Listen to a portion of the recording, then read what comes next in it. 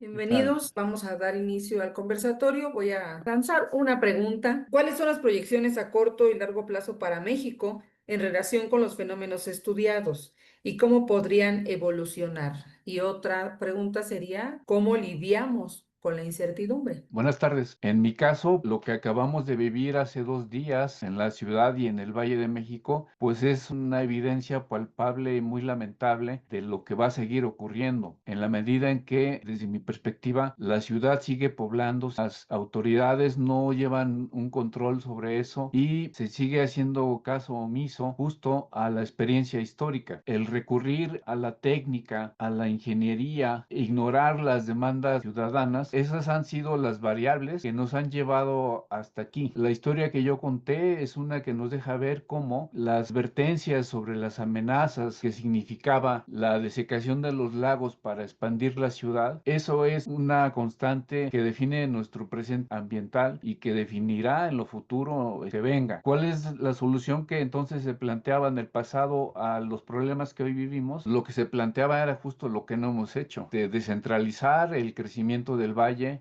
contener la mancha urbana y incentivar políticas que tuvieran no una escala regional, sino incluso una escala nacional, porque el Valle de México se ha venido sobrepoblando justo por la desigualdad en el desarrollo regional, en el desarrollo municipal y la concentración de recursos en la capital. Entonces, a corto y a largo plazo, lo que vamos a ver es que, como ya está empezando a ocurrir, vengan más proyectos de infraestructura hídrica y de desagüe con la oferta de que esto va a cambiar y va a resolver los problemas. Y lo que la historia nos muestra es que no ha ocurrido eso y no va a ocurrir porque también hay condiciones geológicas, hay condiciones topográficas, hay condiciones socioambientales que no permiten confiar en eso. Y en una escala más amplia, en el de la discusión de la historia ambiental, en términos generales hay dos grandes posturas. Una que habla de que es falso que la técnica y la ciencia vayan a resolver los problemas que ha traído consigo el cambio climático. Esa es una tendencia en algunos historiadores y en algunos científicos de que la tecnología nos va a salvar. Y esa idea está vinculada pues con la defensa de un modelo de crecimiento y con un modelo de economía que no tiene respaldo en la historia, ¿no? Y en el caso particular del Valle de México, eso es lo que vemos, ¿no? Ingenieros desde el siglo XIX, bueno, vaya, desde finales del siglo XVIII, inventaron que era posible contener las inundaciones y que no iba a haber ningún problema con sus grandes proyectos. Y esa línea se continuó en el siglo XIX, se ha continuado en el siglo XX y está en marcha otra vez ahora en el siglo XXI, ¿no? Entonces, desde mi perspectiva, ese es el diagnóstico que yo puedo decir. Yo quería comentar algo sobre la segunda pregunta, sobre cómo lidiamos con la incertidumbre, porque creo que es una pregunta muy importante para cada uno como ciudadanos. Y además quería poner como una pregunta para el grupo. Pero primero, una cosa que yo creo que la historia nos muestra, o una lección de la historia, es que la ciencia sobre el cambio climático o sobre otros problemas ambientales, la ciencia puede ser como casi muy seguro o como con bastante como certitud, pero eso no es suficiente para cambiar las políticas públicas. O sea, siempre habrá como sectores, intereses de los industriales o políticos o otros grupos de la economía que va a oponerse a hacer cambios. Entonces, eso es como mi perspectiva desde los Estados Unidos, que ahora no es una cuestión de cambiar a el segmento chiquitito que todavía no cree en el cambio climático, sino tenemos que hacer algo diferente. Y no, así que cambiar la conciencia ciudadana, creo que eso quizás fue algo del pasado y ahora como hay que hacer algo más y proponer y hacer como políticas públicas diferentes de lo que hemos hecho hasta ahora, por lo menos en los Estados Unidos. Pero además de eso, es muy importante como que es importante no como caer en el cinicismo o el nihilismo y pensar que todo es como estructura social o estructura económica. Yo creo que eso es verdad, como el capitalismo es como el tema muy importante en toda esta discusión, pero eso no significa que el individuo o como una familia o un grupo más reducido que no tenga como influencia. Entonces, yo estoy también pensando en cómo hablamos sobre estos temas con nuestros estudiantes y con las generaciones como más jóvenes que van a subir como después de nosotros. Entonces, para mí es como hay muchas cuestiones de la estructura económica, el capitalismo, pero también no caer en cinicismo de como el individuo no puede hacer nada. Y quería poner una pregunta para el grupo que es muy general, pero ¿cuáles son las lecciones o qué lecciones tenemos de la historia ambiental para enfrentarnos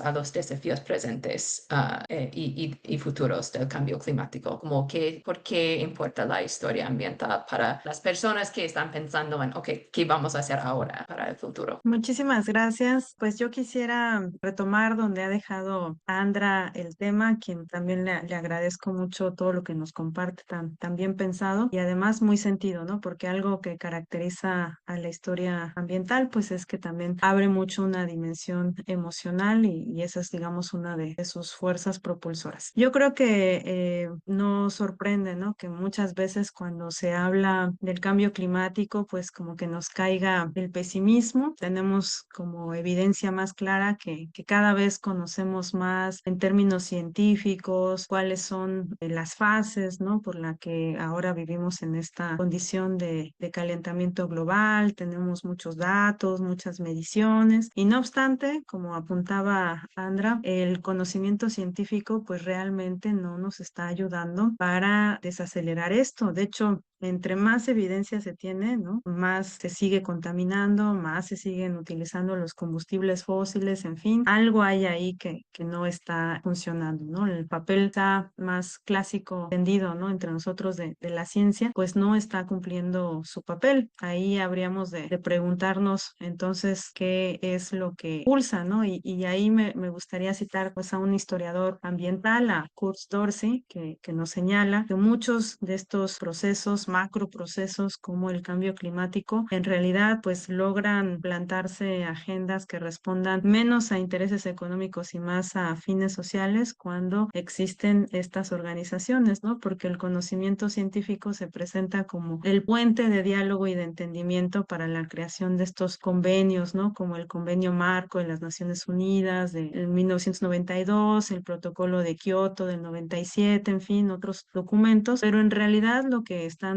pues encubriendo es la capacidad que tenemos como naciones de cumplirlos, ¿no? ¿Quién es realmente el que va a tomar un liderazgo con una posibilidad real de generar un impacto, ¿no? Y acá quizá también valga la pena pues recordar que en ciertos momentos los países que se consideraban más contaminantes como China o la India pues no fueron objeto de estas primeras mediciones porque se decía, bueno, necesitan desarrollarse, ¿no? Estos países merecen alcanzar el desarrollo aun si esto va a implicar que contaminen porque pues la noción que tenemos que nos ordena pues es la de el desarrollo. Ahí también quizá podríamos pensar en una crítica a la propia noción de desarrollo que también tiene sus suposiciones sobre el medio ambiente, ¿no? Porque bajo la idea de que vamos a combatir a la pobreza como una forma de ampliar estabilidad global, pues hacemos de la naturaleza el campo de batalla porque la transformamos y la trastocamos de manera muy profunda. Por último, y para pasarle la palabra a los colegas, quisiera también traer a cuenta acá algunas de las ideas de otras historiadoras ambientales, de Emily Wakilt y de Michelle Berry, ¿no? Que se han interesado mucho en generar propuestas para la enseñanza de lo ambiental y a ellas les ha parecido, y concuerdo con ellas, bien importante preguntarnos cómo podemos hablar de estos temas en las aulas sin que se promueva el pesimismo, que ese pesimismo en realidad lleve a cerrar la conversación, ¿no? El pesimismo es algo que nos desmoviliza. Tampoco podemos caer en una alarma continua donde pensemos que en realidad pues no hay nada que hacer y solamente pues dejarnos llevar. Y ahí tomo un poco la pregunta de Andra, ¿no? Sobre qué es lo que nos ofrece la historia ambiental, pues yo diría esa posibilidad de abrirse a esperanza, ¿no? Puede ser, como dicen estas autoras, algo utópico, ¿no? A lo mejor muy optimista, pero finalmente un aspecto reconciliadora de los intercambios entre la sociedad y la naturaleza, ¿no? Algo que ellas dicen y me parece muy contundente es, bueno, puede que nuestra forma de vida acabe o se trastoque de formas que quizá incluso no podemos prever, pero la vida en el planeta va a continuar, ¿no? Y eso, de cierto modo, también debe ser algo que nos permita mantener la esperanza. Y con ello, bueno, pues yo creo que la historia ambiental como esta rama, ¿no? Que está preocupada en describir y analizar las relaciones dinámicas que han existido a lo largo de la historia entre las sociedades humanas y la naturaleza no humana,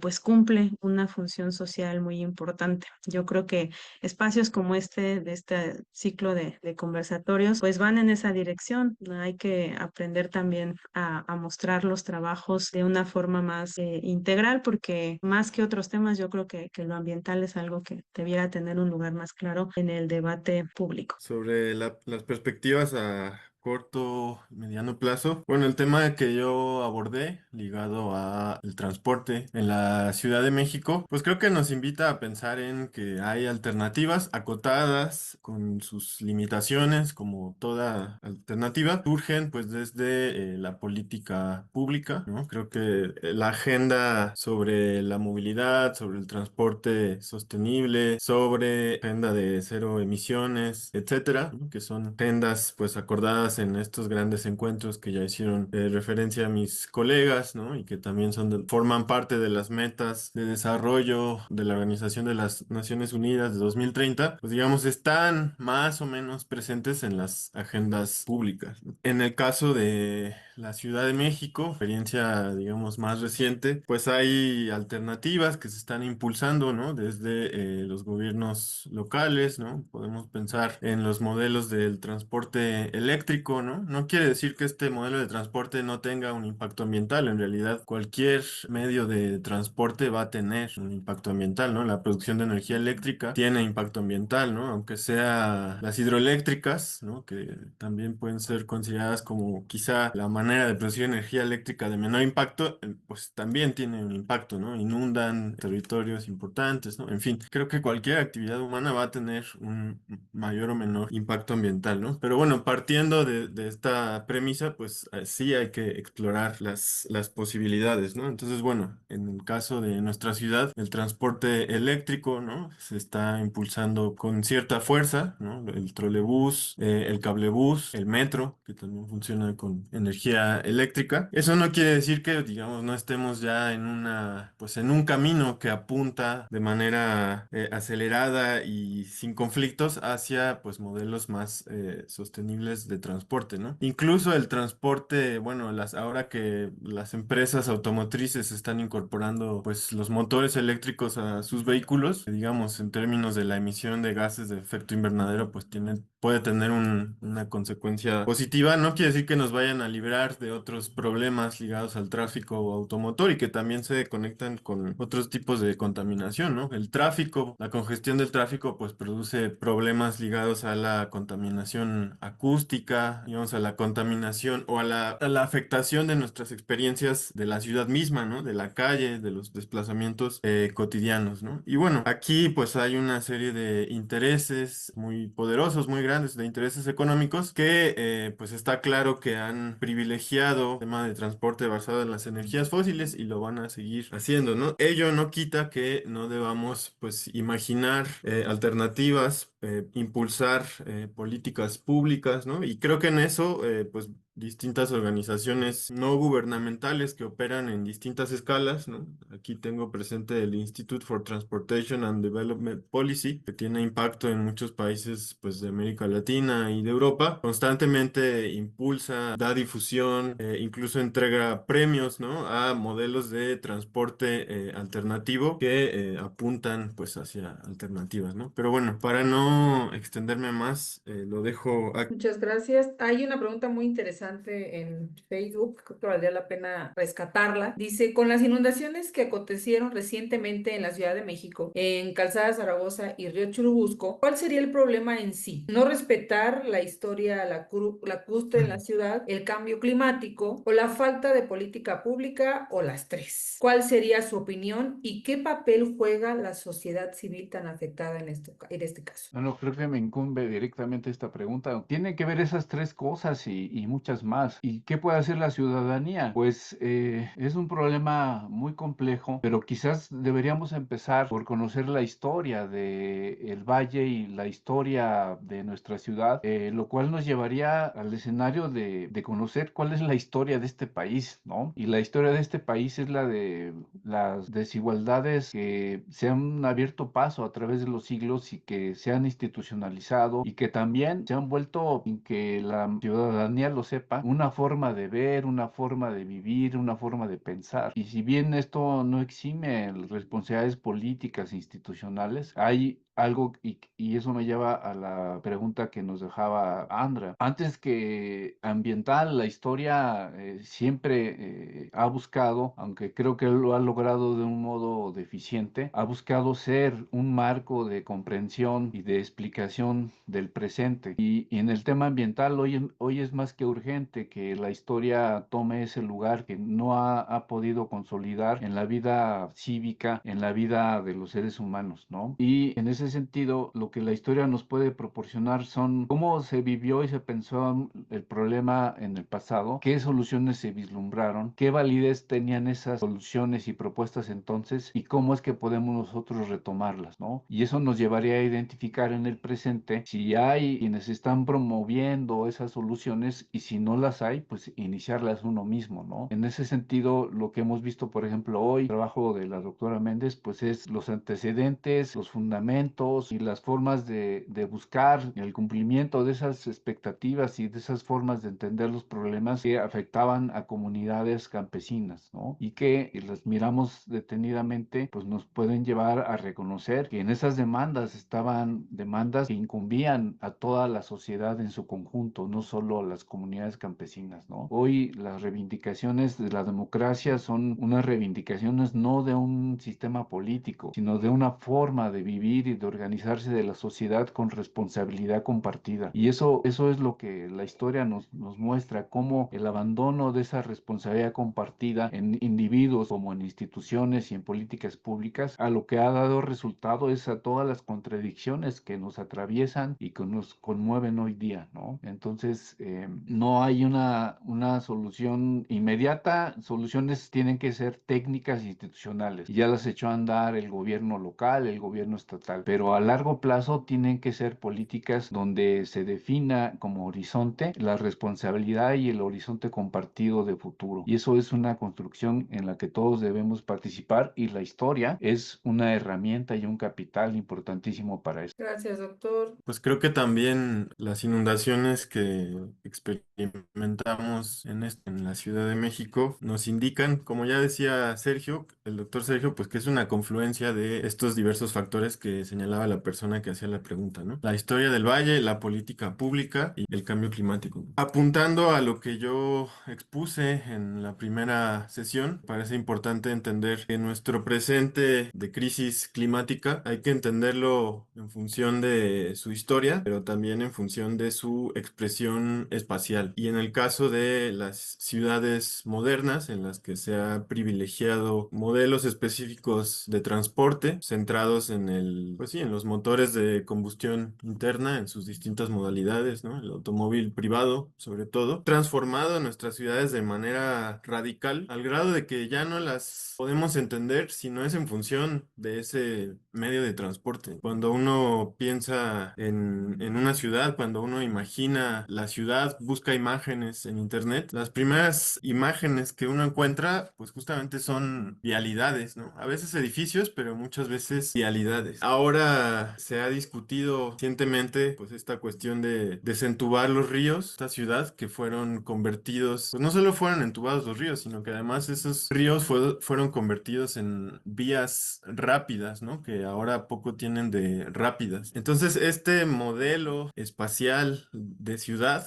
pues nos ha llevado llevado a la catástrofe que enfrentamos en la actualidad, ¿no? Y entonces, aunque estas soluciones que quizás se pueden presentar, pues para algunos son utópicas o radicales o poco viables en términos técnicos, yo creo que sí tendríamos que seguir pensándolas, seguir estudiando su viabilidad y pensar que la ciudad no tendría por qué ser sinónimo de transporte motorizado. También hay movimientos sociales urbanos que pues nos recuerdan, ¿no? Que debajo del pavimento pues hay tierra. Probablemente ya no sea una tierra muy fértil, ¿no? Porque al estar aislada, al estar tapada por el pavimento, pues pierde toda su cualidad, sus ciclos, los ciclos propios del suelo, esos ciclos que le otorgan pues su fertilidad, químicos, la diversidad de materia orgánica que le permiten soportar formas de vida, ¿no? Creo que sí tendremos que empezar a pensar a la posibilidad de, pues sí, de desmontar ese pavimento que hemos regado por todo el espacio urbano, ¿no? O sea, suene para algunos como este horizonte utópico, ¿no? Desentubar los ríos, también hay que quitar el pavimento de nuestras ciudades, ¿no? Y creo que pues hay que empezar a pensarlo realmente en términos,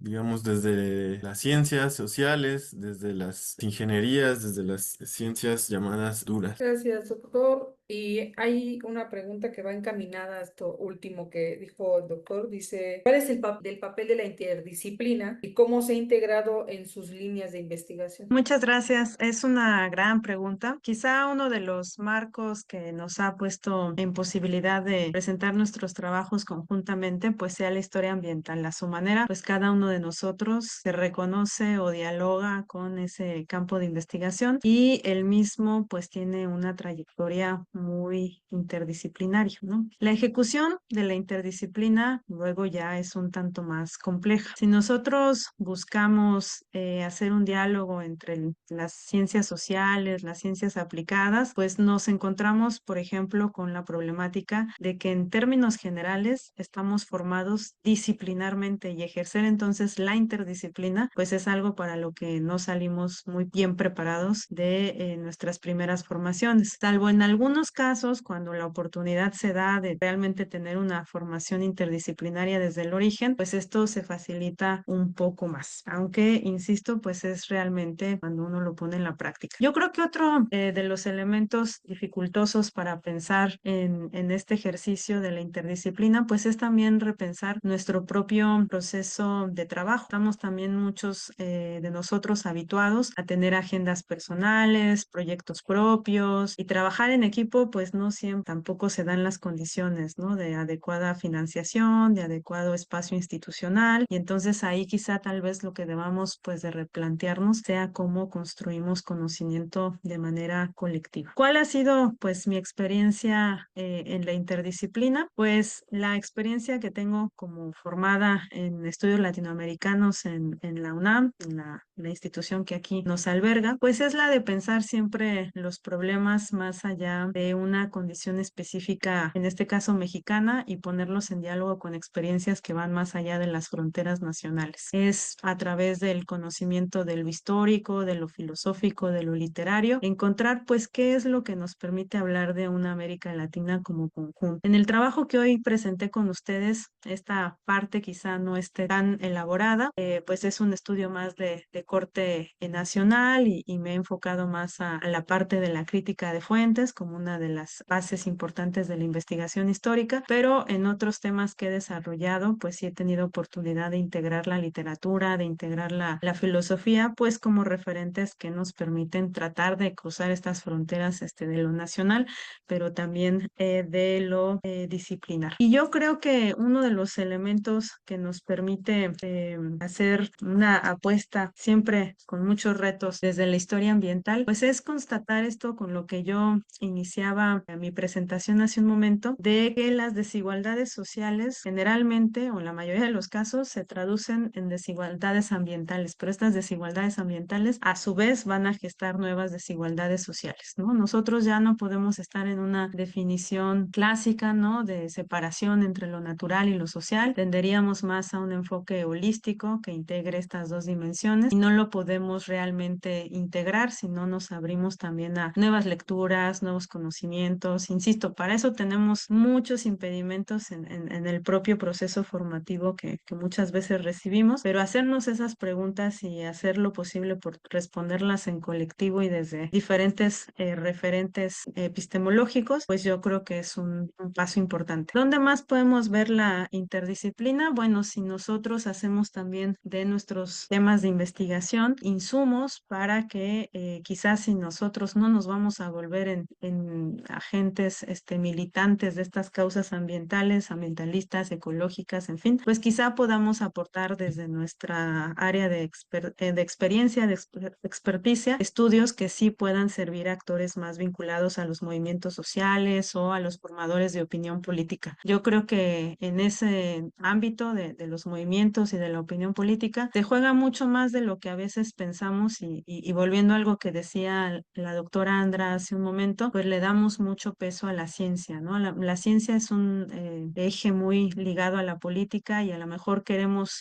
pensar que cubre un rol cuando en realidad está cumpliendo el rol de respaldar, ¿no? Estas políticas que permiten el paso y la avanzada del cambio climático. Tal vez una forma más frontal de entrar a la cuestión, pues sea de mirar estos otros ramos, ¿no? De la movilización de la acción colectiva. Yo creo que tenemos que hacer en general de nuestra profesión, sea cual sea, porque sé que aquí también hay más que historiadores, ¿no? No sé, pero deduzco que hay personas con trayectorias súper interesantes que también estaría muy bueno poder escucharlos, pero hacer pues entonces en suma de nuestro ejercicio profesional éticamente guiado, hecho con nuestros más genuinos esfuerzos, pues una suma para poder ampliar este corpus de comprensión sobre lo ambiental y concretamente del cambio climático, ¿no? Yo no podría ofrecer, por ejemplo, muchos más datos sobre la cantidad de gases y de ozono y demás en la atmósfera, pero pues sí puedo desde mi área de trabajo poder mostrar cómo otros actores, en este caso actores del ámbito rural, han reaccionado y a la vez han sido estos movimientos consecuencia y estructura de lo que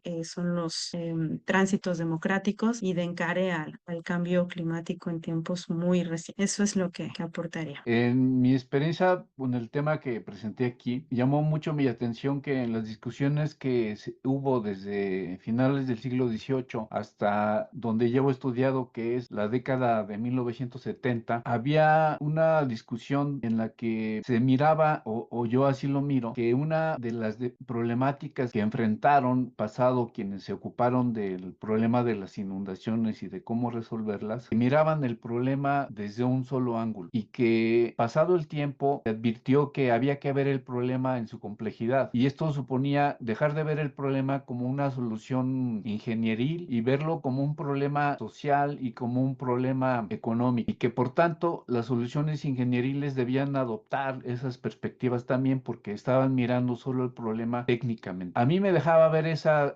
forma de entender el problema, la unilateralidad con que las ciencias, sean estas las que sean, observan y construyen su objeto de estudio y deducen de ello una comprensión y una acción sobre el mismo. Y la historia misma no se exime de esa realidad. El que nosotros hoy hablemos de historia ambiental, por lo menos desde las décadas de los 60, finales de los 60 hasta ahora, habla también de cómo la historia ha venido también peleando consigo misma para abrirse a una comprensión compleja de su realidad o de aquella realidad que le interesa. Y ciertamente, como dice Diana, la doctora Méndez, en las universidades no hay una tradición, al menos aquí en México, no hay una tradición de formar interdisciplinariamente. Ese sigue siendo un problema y sigue siendo un pendiente de las ciencias sociales y de las humanidades y de estas hacia otras ciencias. De hecho, yo celebro que el programa de cambio climático nos haya invitado a esta sesión porque ello habla de esa conciencia y de ese interés por atravesar miradas y entender de un modo más completo la magnitud de los problemas a los que nos enfrentamos hoy. En ese sentido, pues, la historia ambiental es una de esas ramas dentro de la historiografía que permite esa multiplicidad de miradas y de integración epistémica y metodológica en sus investigaciones. Y por eso es que me gusta a mí y dentro de ella, pues más dirigida hacia el tema que es de mi interés personal, que es el de la ciudad y el Valle de México. Entonces, creo que tenemos por delante trasladar estas experiencias de conocimiento conocimiento hacia nuestros estudiantes y creo que cada uno de nosotros lo estamos haciendo en nuestra tarea docente y en nuestras investigaciones. Y ese debe ser el futuro, dejar de mirar a la realidad de como diría poeta Ramón López Velarde, ¿no? Dejar de mirar la realidad desde un solo hemisferio y mirarlo más en esta globalidad, esta universalidad que es la vida, que son, por tanto, también los problemas que enfrentamos. Muchas gracias. Muchas gracias, doctor Sergio. Vamos a cerrar con esta última que dice cómo la sociedad se involucra o se puede involucrar tanto en el proceso mismo de investigación como en la comunicación de esta. ¿Puedo decir algo inicial, la reserva que sumen mis colegas? Bueno, yo ahora que me propuse a raíz de la generosa invitación que nos hicieron para este módulo a trabajar el tema campesino para tratar de hacer un contrapunto, ¿no? Con lo que ya se había presentado previamente sobre la Ciudad de México, donde pues tuvimos a 3 especialistas, me di cuenta que uno de los retos que esbocé un poco en mi presentación pues era el acceso a recursos. Ha habido procesos organizativos bien interesantes, bien articulados, pero su documentación por efecto del tiempo, por efecto de la orientación y vaivén político, pues se perdieron con el tiempo. Y yo creo que las comunidades tienen un gran potencial en el resguardo pues, de estos materiales, ¿no? Que a lo mejor en el momento parecen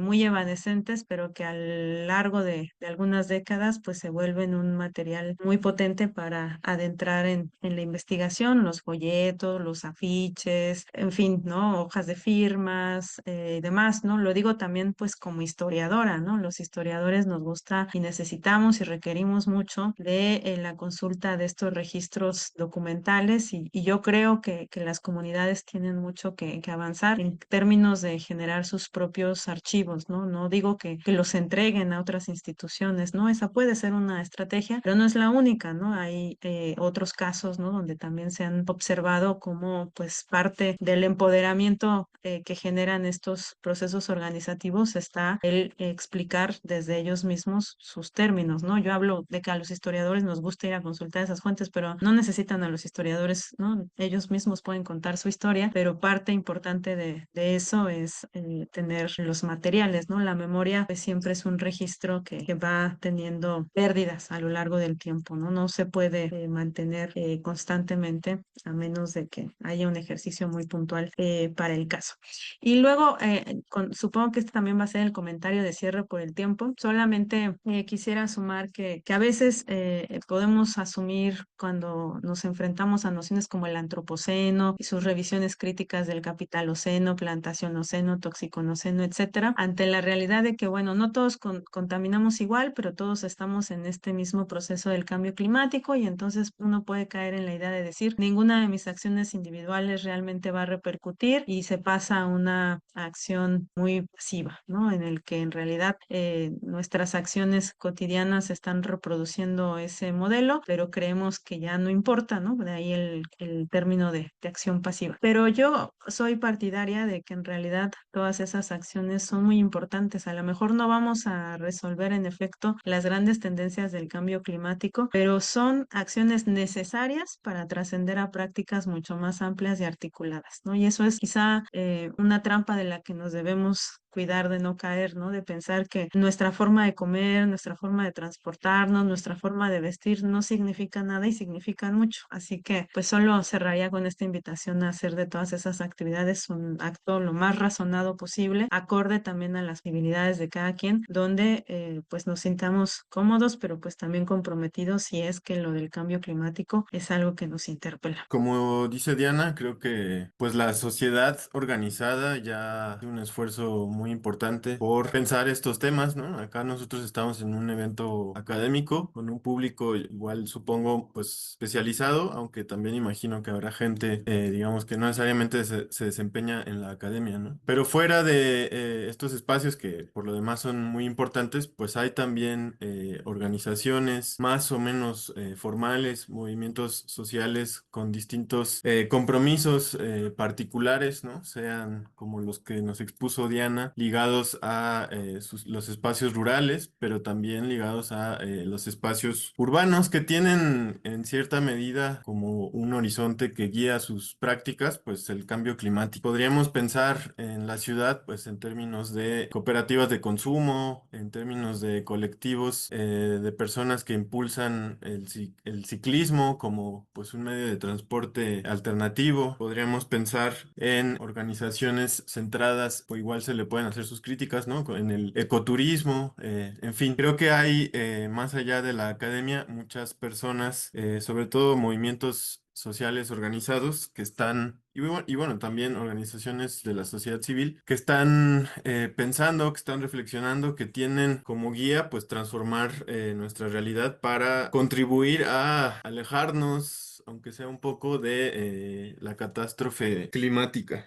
Y por ese lado, pues creo que también, igual en paralelo con lo que nos decía Diana, creo que la subjetividad es muy importante, ¿no? En tanto que cambiemos nuestra manera de pensar nuestro futuro, vamos a cambiar también nuestras actividades en el presente, ¿no? Y para eso la historia al mismo tiempo nos ayuda a pensar, repensar nuestro pasado y buscar alternativas, ¿no? Que sí, que van, como ya se ha dicho, es necesario que apunten hacia cambios estructurales, ¿no? En la organización de nuestras economías en escala nacional, transnacional, pero también local, que van también por las políticas públicas, pero que no van a ser impulsadas si las personas no cambiamos, digamos, subjetivamente, ¿no? Si no pensamos que nuestras acciones tienen un peso en estas transformaciones que se buscan, ¿no? Entonces creo que ahí, haciendo eco de el análisis multiescalar, tenemos que pensar pues desde nuestra agencia individual, colectiva, pues más pequeña, en nuestra subjetividad, y de ahí pues hacia escalas más amplias, ¿no? Las políticas públicas, los organismos transnacionales, pero también en nuestros barrios, con las personas que están organizadas en movimientos sociales, ¿no? En fin, creo que a partir de la confluencia de justamente estas subjetividades es que podremos transformar de manera más efectiva pues nuestro futuro. Muchas gracias a todos por su participación. El programa de investigación y cambio climático les agradece. Sin duda, interesantes todas las ponencias que se mostraron aquí. Y bueno, el siguiente ciclo de seminarios es toca el módulo 36. ¿Qué sabemos sobre el cambio climático en México? Investigaciones filosóficas. Nos presenta el doctor Gustavo Ortiz Millán del Instituto de Investigaciones Filosóficas de la UNAM y el tema es brotes zoonóticos y una salud. Hoy es el Día Mundial del Medio Ambiente, 5 de junio. Estamos muy contentos porque pues hemos hecho eco ante este problema y pues bueno, dice que alcemos la voz frente a la creciente evidencia científica sobre los efectos de la contaminación plástica, entre otros muchísimos más. Transformar nuestra relación con el plástico o rechazarlo, reducirlo, reutilizarlo y sobre todo a repensar si lo necesitamos para construir un futuro más limpio y más sostenible. El Día Mundial del Medio Ambiente fue establecido por primera vez en la Asamblea General de las Naciones Unidas en 1972 y cada año es auspiciado por un país. Este año le tocó a la República de Corea y en los últimos 50 años la celebración ha llegado a convertirse en una de las mayores plataformas mundiales a favor de las causas ambientales. Y también los invitamos a pulsar. Esta es una muestra artística del 17 de mayo al 6 de septiembre en el Museo Universitario de Ciencias y Arte. Va a estar, la entrada es libre, es gratuita. Ahí está el teléfono y el correo por si tienen alguna duda. Es de martes a sábado de 10 a 6 de la tarde. Pues bueno, hasta aquí son todos los anuncios. Les agradecemos mucho su participación a todos los que se quedaron hasta esta hora para el conversatorio y también les pedimos que estén al pendiente de nuestras redes sociales porque este mes toca curso o taller. Pues muchísimas gracias, que tengan muy buena tarde y excelente provecho. Hasta luego. Gracias, buena tarde, chao.